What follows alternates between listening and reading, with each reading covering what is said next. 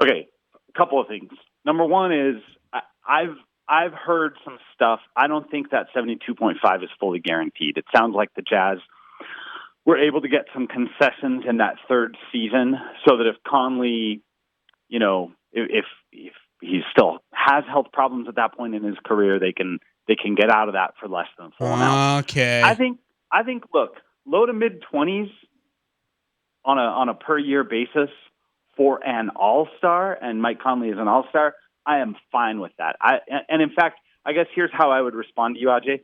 Like, okay, yes, Mike Conley in this most recent season, his age 33 season, missed 21 games due to injury. And it hurt the Jazz. Like, the Jazz were barely able to hang on to the number one seed because of that. Do you want to guess how many games Chris Paul missed during his age 33 season because of similar hamstring issues? Oh, man. 24. Really? 24. And now he's 36, and he just led a team to the NBA Finals. So I just think with injuries, you got to, sometimes we as fans just got to chill out and relax and realize, we're not doctors. We don't know. Injuries come and go. Yes, there are certain types of injuries that can tend to be more chronic, and they can haunt a guy for longer periods of time. The Jazz have certainly lived that with some of the players that they've, selected and signed in recent years. But Conley is a really good player. Conley is a player who helped the Jazz unlock a completely different level. And I think that's just, you got to pay for that. You got to pay. If you want a Tesla Model Y, you're not going to get it by paying Toyota Tercel prices. No offense to the good people at Toyota. Stuff costs what it costs. And Mike Conley is a really good player, and he helped elevate the Jazz to a really, really good team. Okay, so we've also had this debate about, and I was curious to see how this would play out in free agency, and I think that 2020, 21, kind of an anomaly season because of COVID and travel. It was different, and all the other restrictions that the teams had with them and in the offseason, and a shortened offseason. But one of the questions that we've had was, would teams value availability more than ability? But I think what we're seeing here is that they still value ability above all. Is that safe to say? Well, I mean, I think you touch on a great point, Eric, which is that this season in particular was weird, right? So the games were more compressed because they got a late start, but they were still trying to wrap things up and finish, A, in time for the Olympics, and B, so that they could get back to a regular calendar for this upcoming season. So that meant that, almost every week was like a 4 and 6 night stretch or a 5 and 7 night stretch. And that put a lot of strain on particularly the 30 and up crew like Mike Conley. So I think that certainly factored into how teams weighed the conundrum that you're talking about, which is, would you rather have a really good player available for 80% of the season, or would you rather have an okay player available for, the entire season? I think in the Jazz's case, again, what it comes down to is this. We've seen the Jazz field a lot of different versions of teams over the last 10 years that were almost contenders. Mike Conley, as soon as he got to the Jazz and got healthy, and that first season was weird because he missed a bunch of time, and then by the time he was healthy, Bojan Bogdanovic had a hurt wrist and he couldn't play, and plus the Jazz made a trade in that season and brought Jordan Clarkson in. So just the main guys that year, that Mike Conley's first year in Utah, didn't really have a lot of time together. But, this second year, the Jazz, raced to 59 wins. They were absolutely a contender. They were a team that, had Donovan Mitchell not re-injured his ankle in the second round, had Mike Conley not tweaked that hamstring, they would have been, able to compete in a series with anyone. I'm not going to pretend like I know for a fact that they'd be throwing a parade in downtown Salt Lake City right now and hanging the banners, but they were in a position to contend because Mike Conley unlocked a level that, the Ricky Rubios, the George Hills, all of the other point guards that they've tried in various iterations of this Jazz team over the last several years. Mike was the perfect complement to who Donovan Mitchell is growing into as a super duper star, and to what Rudy Gobert is as maybe not a traditional superstar in that sense, but someone who's probably a top 10, 12, 15 impact guy in terms of being able to impact wins. Ingles survived the trade deadline, but do you think that he's a permanent Jazz man, or you think he's still hanging in limbo if things get kind of crazy and the Jazz want somebody else. Oh, the Jazz can absolutely still, can still make trades this summer, and I think Ingles because he's set to make $13 million this season on an expiring contract, and relative to his age and what he can contribute, I think that's something they'll look at if trading him can get them, an upgrade. They would certainly take, but even if it gets them kind of a lateral move that saves them some money, I think that's something they may consider, because obviously they're, as presently constituted, we're looking at like, a $200 million roster based on salary and luxury tax combined. So I think, they'll look at scenarios that involve Ingles. I don't necessarily think Bojan Bogdanovic, Royce O'Neal, or even Jordan Clarkson are off the table either. I think all of those guys are, subject to hearing their names on, in the trade rumor mill. And that doesn't mean that a trade is coming, but I kind of think, honestly, if you were to put me on the spot, I think it's more likely than not that the Jazz still do have one more trade coming this offseason, at least one more trade. And that probably means one of those four guys we just mentioned, Ingles, O'Neal, Bogey, or Clarkson. I think probably one of those guys is going to be forwarding their mail soon, but that's just my guess and my hunch based on kind of the salary sheet, and then things I hear about just the things that they might try to add some more talent around their three All-Stars. Dan Clayton with Salt City Hoops, and Dan, as I've been the lead up to the draft, and then with free agency, reading a couple different publications, including your own, I see references to TMLE and MLE. So the taxpayer mid-level exception and the mid-level exception. Help us all understand the difference between those two and what do they mean? Yeah, so basically, the NBA is what's called a soft cap league, which means that there is a salary cap, but almost no one stays below it. It's a cap that you can exceed in a number of ways. The most notable exception is you can always sign your own free agents, even if you're over the salary cap. But another exception that the NBA makes available to teams so that they can continue to improve their roster, even if they're above the salary cap, is what's called the mid-level exception, the MLE. So there's a version of the MLE for teams who are just over the salary cap, but they want to sign another guy. It's what the Jazz used to sign Derek Favors last year. It was between $9 and $10 million. But for teams who are above the luxury tax line, which means they're spending so much that the NBA tries to just make it a little bit more difficult for these teams to add talent because they just want to kind of even the playing field. Those teams don't have the full mid-level exception available. They have a mini MLE or a taxpayer MLE of this year. It's going to come to just under $6 million. It's going to be about $5.9 million. So now that the Jazz have retained Mike Conley, that pushes their team salary past the luxury tax threshold and means that they will certainly have the best asset at their disposal in terms of signing free agents will be that $5.9 million exception. That's basically what they have as they step into the free agent market from this point forward. They also have the rights to re-sign their own guys, although Tony Jones of The Athletic is reporting that it's not likely that they keep George Niang, last year's ninth man.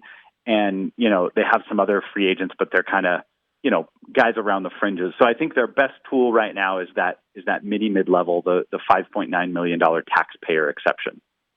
And the players that could be available in that range that might be able to help Utah continue to be competitive in the West and be a title contender. Are there many? Well, it depends. So, we're talking about a league where, TJ McConnell, who's an okay player, just signed a 3-year, $35 million deal. So what that tells you is that a $6 million player is probably not someone who's going to impact your win total a bunch.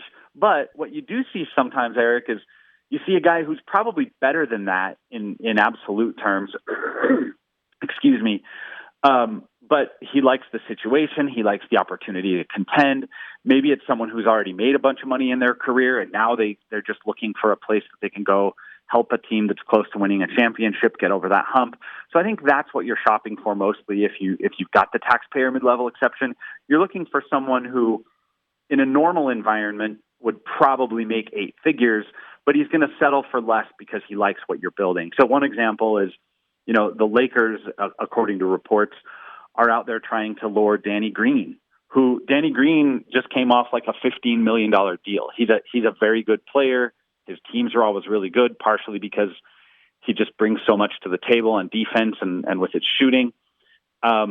So, if the Lakers can get a $15 million player in Danny Green to sign with them for $6 million, then I think the Jazz are looking for something kind of similar. The names that we've heard today are names like Rudy Gay, another guy who he's made his money. He's been a star in this league. He's now at the later stages of his career, and he'd probably be okay leaving some money on the table if it's a chance to go play for a championship. Otto Porter is another one. He's still pretty young, but because he's had injuries the last couple of years, he's looking for a chance to maybe reset and kind of reestablish his name. So he might take less money if it means a chance to play in a high-profile situation where he'll be on TV a lot and be playing deep into the playoffs. So that's probably about what you're hoping for is someone like that who can really help, but for whatever reason, they're not going to go out to some cap space team and take a big deal from a team that is not contending for much, and they'd rather play for a team like the Jazz that with the right moves could stay right in that Western Conference mix. Dan Clayton of Salt City Hoops, where you can find his article on saltcityhoops.com called Follow the Benjamins, who can spend in 2021 the free agency update. It does a great job. I think even David Locke got you a shout out. Dan, that's pretty cool. Yeah, David and I are, we were colleagues back when I was doing jazz radio stuff on Spanish radio, and it's nice of him to occasionally shout us out. But yeah, we're tracking all of the free agency movement. I have an article on there with a little Jazz thought for literally every single available free agent. And then the companion piece to that is the one you mentioned, where we're keeping track of what teams have left to spend. And I'll be updating those in the coming days as teams make commitment to different guys. So definitely go to saltcityhoops.com and bookmark those pages. And as the next few days develop, we'll be keeping an eye on who still has money and who's out there that could potentially help the Jazz or the other 29 teams in the association. How impressed are you with the New York Knicks? They've been able to spend about $20 million on two different guys, Nerlens Noel, and of course, a former Jazz guy, Alec Burke, with still $40 million in cap space available. How much of a player can they be in some of these major free agents this summer? Yeah, I mean, they started the offseason. They could have, if they'd gotten the right meeting with the right couple of players, they could have gone into free agency with 2 max slots, meaning they could have gone to 2 superstar players and said, hey, tell your buddy, come here and play together. The problem is there weren't really superstars, or not that many of them in this free agency class. The biggest names in this free agency class were Kawhi Leonard and Chris Paul, who are widely expected to stay with their incumbent teams, the Clippers and the Suns, respectively. So the Knicks had some decisions to make about how to spend their money. It looks like largely they'll try to lock up some of their own guys, like you just mentioned. They're also supposedly preparing to make Evan Fournier a big offer. That's notable for the Jazz because while I do think Fournier is probably too good of a player to take that $6 million exception, he's also close personal friends with Rudy Gobert. So he's someone to watch just because, there's a chance Rudy might have said to him, like, hey, buddy, come over here to Utah. We'll win some championships together. But if New York is preparing an offer for him in, the $17-18 million range, I can't see him passing that up. So, we'll see what New York is up to, but they definitely, along with, the Spurs have the ability to create a lot of cap space, and there's one other team that I'm blanking on right now. There are 3 teams that basically can still go out and sign a major free agent outright if that's what they choose to do. The other one is OKC, but OKC is rebuilding. So they will more likely, instead of spending that on free agents, they'll probably use that to try to generate assets and let teams dump salary and kind of rent their cap space in exchange for assets. So we'll see how that plays out. Hey, last question for me, Dan. Your thoughts about the pick of Jared Butler out of Baylor? Jazz trade down in the draft to get him. One, the Jazz are saying this is a great player, should have been a lottery player, but if he was, why was he available at 40? And then just, will he help solve some of the Jazz needs? So the draft experts I trust, I'm admittedly not a big draft expert because I spend too much time obsessing about the NBA to really follow the college game closely. But the people I trust basically are really bullish on Jared Butler and think he's one of those rare rookies who could come into the NBA and contribute right away because he's someone who the things he does well are things that every NBA team needs. It's not like he's some guy who was leading his college team with 30 points per game, and then suddenly gets to the NBA where he's his team's ninth best player and has to figure out how to play a role. He's a guy who already has sort of been making his name on defense and spot up shooting. He can create a little bit out of a pick and roll. But to answer your question about why he slid really from being considered a lottery talent earlier on in the year to being picked 40th by the Jazz last week, a lot of it is health concerns. So he has a heart problem that the NBA has looked at. The NBA has a panel of doctors that before they let a guy declare for the draft, they look through any health issues and determine whether a guy is fit to play. The last thing the NBA wants is somebody, developing a really serious health problem because of their NBA career. So the NBA's fit to play panel reviewed Jared Butler's heart condition and said that he should be fine. He should be healthy enough to have a long and productive NBA career. But obviously that's just something that was scary enough to make a lot of teams think twice. And the Jazz feel like they were the beneficiaries of that because they feel like they got a really good player late in the draft. And, someone that I think they're penciling in for, kind of a borderline rotation role. I think Jared Butler's going to see the court this year, which not every second round pick does, right? Elijah Hughes was last year's second round pick and the Jazz barely put him on the hardwood. But Butler, I think they view as someone who can help right away because he excels in some of those areas that you want your role players to be good at. Dan, before I let you go, Chris Paul's agreed to stay on a 4-year, $120 million contract in Arizona to play for the Phoenix Suns. Kyle Lowry is headed to the Heat. Who's on the better end of this deal?